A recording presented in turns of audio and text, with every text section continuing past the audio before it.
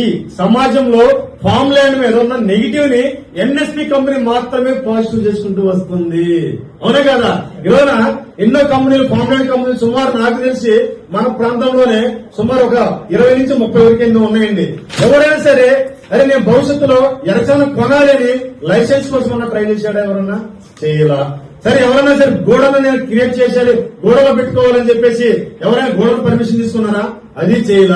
అరే నేను భవిష్యత్తులో నా కస్టమర్లకి నేను న్యాయం చేయాలి, ఇంత వుడ్ వస్తుంది, ఏం చేయాలని చెప్పేసి ఎవరైనా సరే నేను ప్రొడక్ట్ తయారు చేస్తానని సుమారు నా చిన్నప్పటి నుంచి కొన్ని కంపెనీలు చెప్తానే ఉన్నాయి, కానీ ఇవాటి వరకు కూడా అదే అలాగే చెప్తా ఉన్నాయి. కానీ ఎట్లా అరచేతిలో వైకుంఠం చూపిస్తారు చూసారా?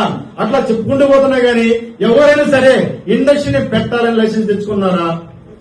ఎవరు తెచ్చుకున్నాం? మరి ఇప్పుడు భారతదేశంలో ఎర్రచందనం కొనేటోడు లేడు అన్నప్పుడు ఎన్ఎస్పి కొంటుంది. ఈ సమాజంలో ఫామ్ ల్యాండ్ మీద ఉన్న నెగిటివ్ ని ఎన్ఎస్పి కంపెనీ మాత్రమే